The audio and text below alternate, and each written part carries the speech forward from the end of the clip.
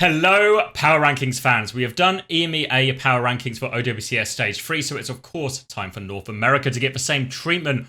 It was a little bit delayed because the Swiss had a few issues initially in North America, but we now have our top 16 teams locked in. We're going to go through and rank them all the way from 16th all the way up to number 1.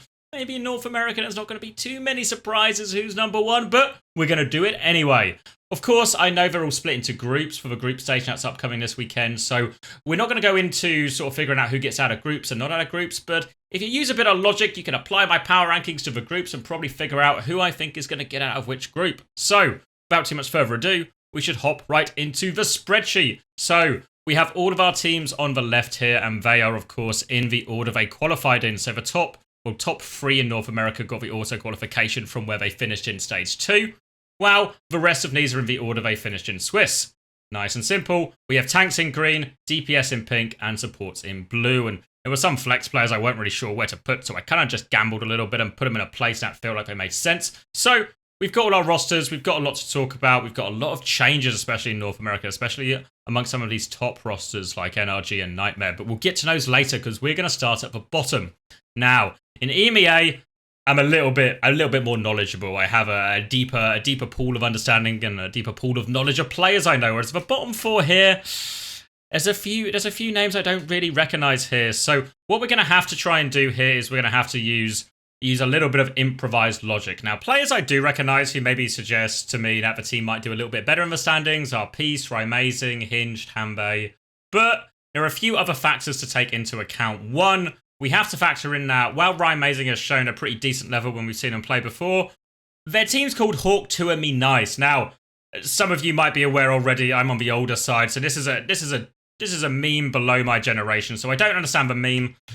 And as with a lot of people, anything I don't know scares me. So right at the bottom with them, not having any of it. Likewise on Absolution, whereas it's North America, they do actually have a player called Kiwi, and Kiwi is not, as you might first assume, a player from New Zealand or some type of fruit capable of playing the game.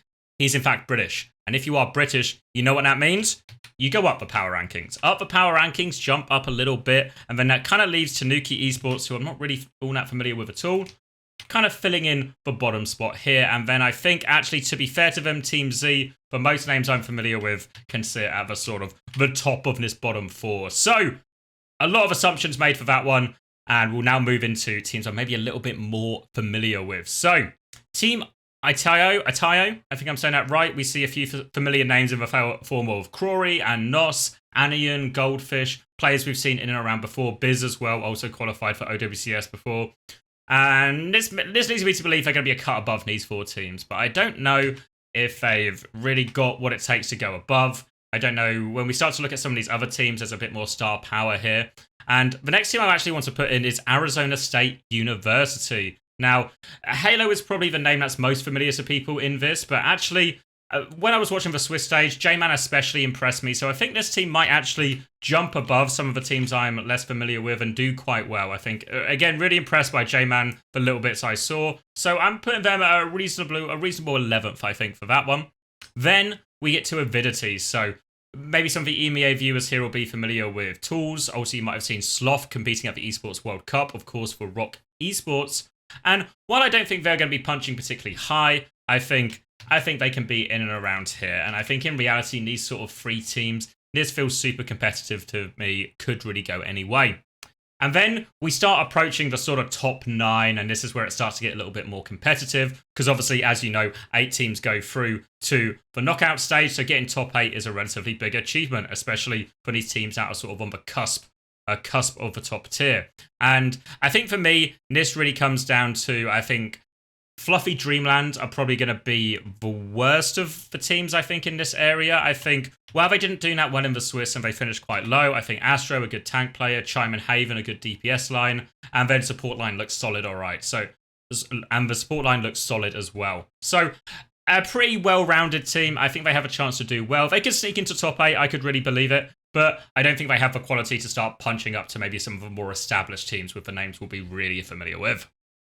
Then, just above them, I'm actually going to put Shikigami, who are a team that were really on the up, but I feel like Shikigami's big rise really came from when they had Doomed on the roster. Doomed is now on Timeless, who we'll talk about later. And without Doomed, I worry they've just lost. They've lost that edge. They've lost that sort of star player, and that was sort of carrying them to slightly newer heights up the rankings. And I think without Doomed, we're going to see them drop off. I think they could still get top 8. Really not impossible. But I have to expect a fall off with the absence of Doomed from this roster.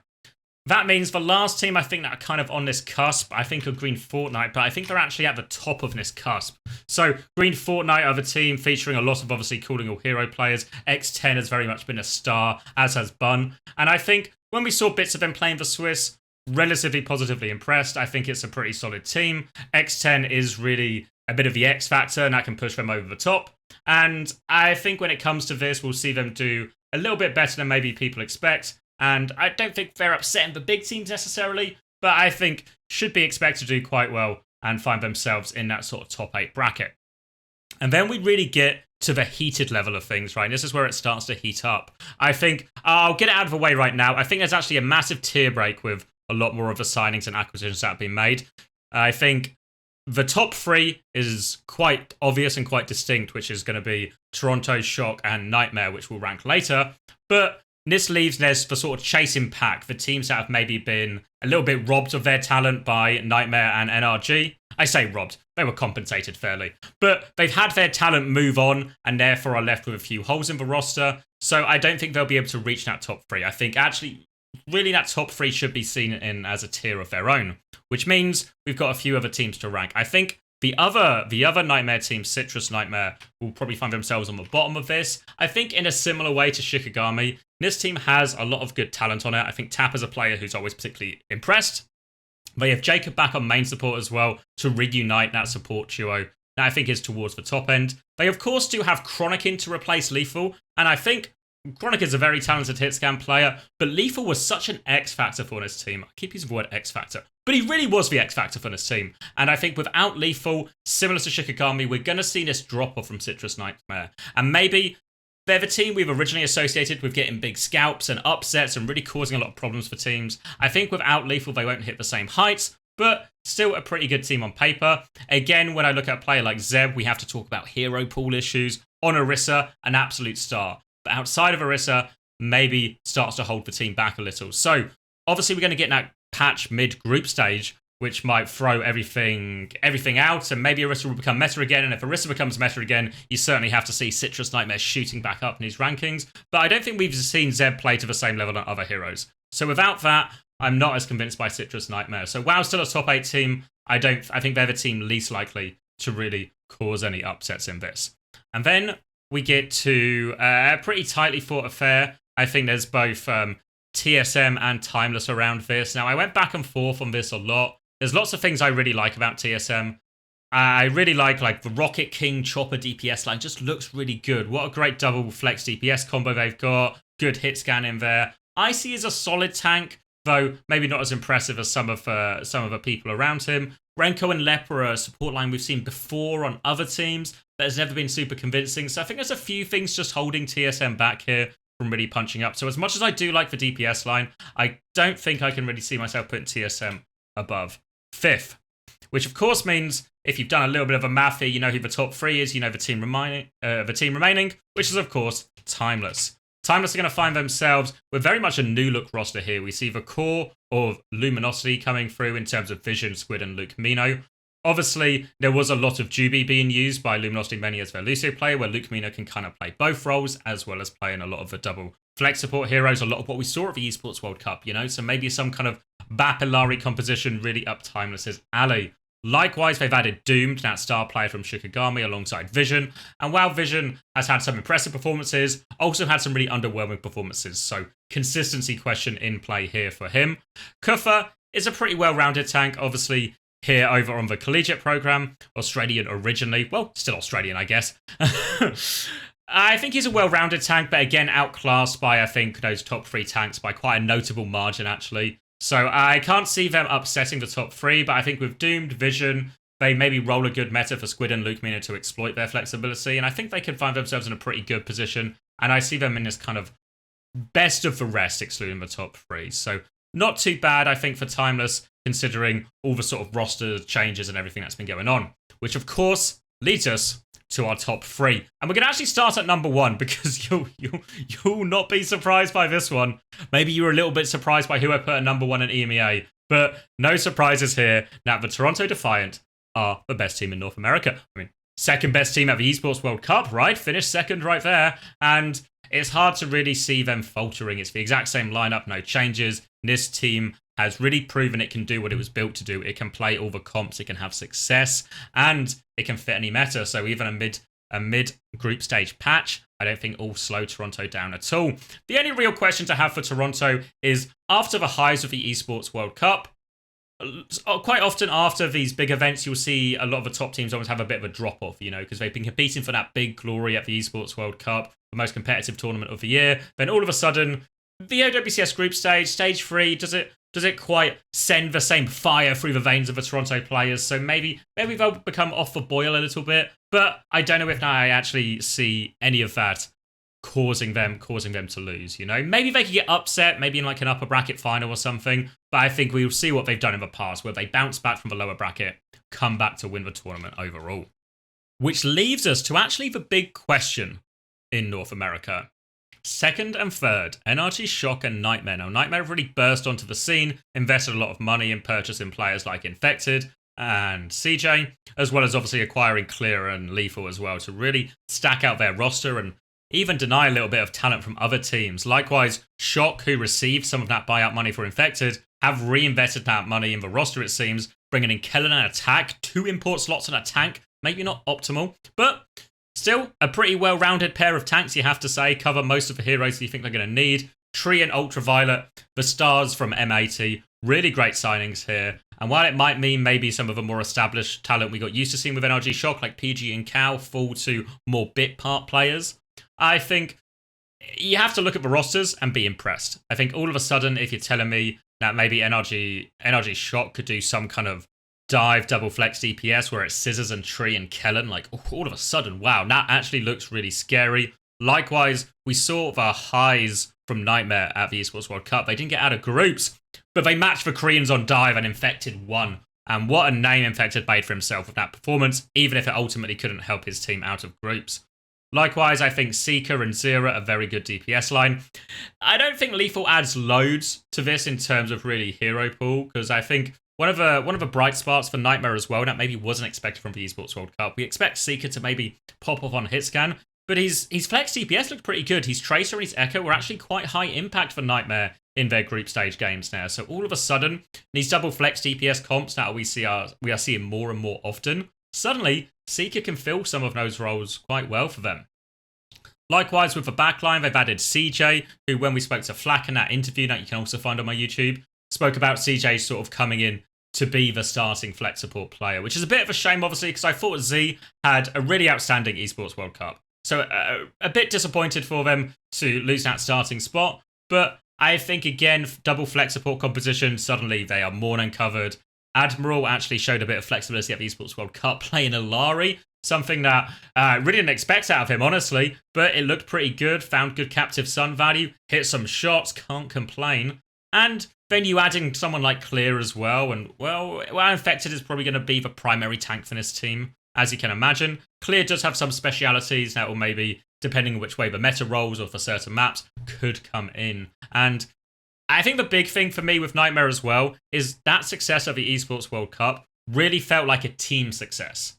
While we did have standout performances, I think from Z and Seeker and Infected as well, and even Admiral impressing on Alari as well, heroes we don't associate Admiral impressing on. It was the group performance. It was a performance that felt like greater than the sum of its parts, especially to take down a team with lots of that star Korean talent like Checkmate and Donghak on Fnatic. So for me, this sort of collective greater than the sum of their parts actually makes me want to put Nightmare in second.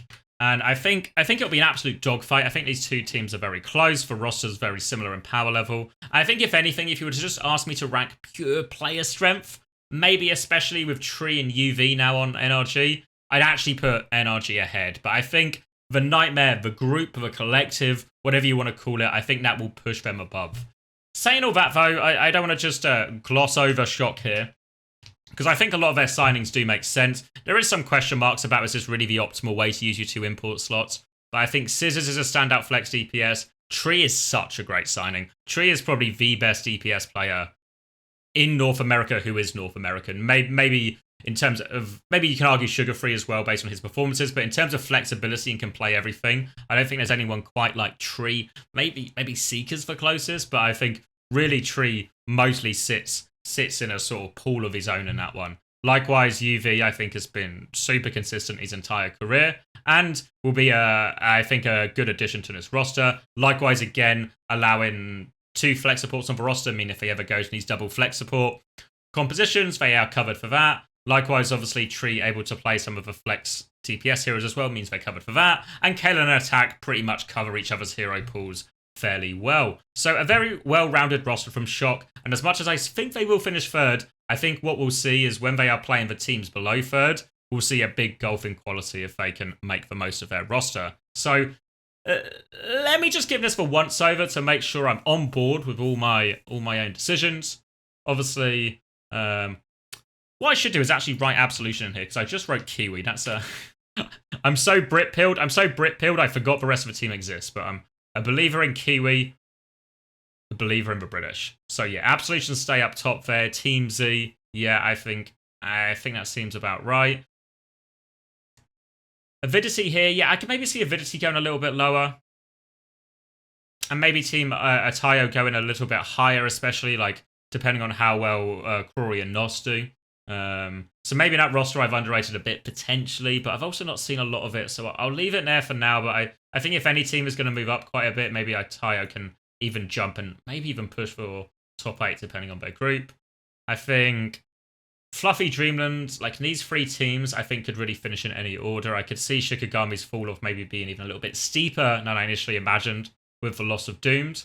And Citrus Nightmare, I think, yeah, the lethal drop-off could be quite severe for them, I really think. So yeah, that seems fair. And then yeah, TSM Timeless. I think Timeless TSM will have a bit of that 4-5 rivalry, honestly. That could go either way, but I do think the Timeless roster seems to be more there, and obviously with that Luminosity core, they have a good amount of time together, which is similar to some of this TSM core as well. So maybe that balances out a little bit. And then yeah, Toronto number 1, no questions about that. So I think those are my rankings. I'm going to lock them in. We'll, of course, get to see all of this action in the OWCS over the weekend, so stay tuned for that. I'll be co-streaming it on my Twitch all weekend long, and the weekend after that, so we can see if I turn out to be a very smart person or a very stupid person. So let me know your own power rankings. Let me know what you think of my power rankings. Who am I underrating? Who am I overrating? Do you agree with me? I think the big question marks here are Nightmare versus Shock. Can any even beat Toronto? Probably not. But who's going to take that number 2 spot and become, I guess, fill the hole that M80 left as permanently second to Toronto Defiant? Likewise, I think the top 8 is actually pretty competitive outside those top 3. I could quite easily see a world where Citrus Nightmare or Green Fortnite jump up quite a bit, or even TSM or Timeless fall off a little bit. So I think there's a lot of movement to be had. And of course, the bottom 4, I'm probably almost certainly wrong about. So I'm sure I'll get some corrections on that front. But thank you very much for watching. Let me know what you think in the comments, and I'll see you in the next one.